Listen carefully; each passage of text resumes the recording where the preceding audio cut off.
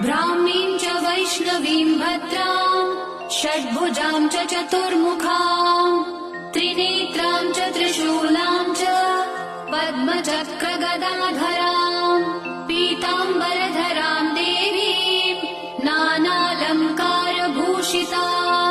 तेजःपुञ्जधरां श्रेष्ठां ध्यायेत् बालकुमारिकाम् ओङ्कारलक्ष्मीरूपेण विष्णोर्हृदयमव्ययम् विष्णुमानन्दमध्यस्थम्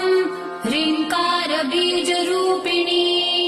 ॐ क्लीं अमृतानन्दभद्रे सत्य आनन्ददायिनी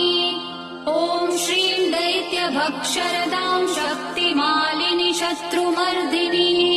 तेजःप्रकाशिनी देवी वरदा शुभकारिणी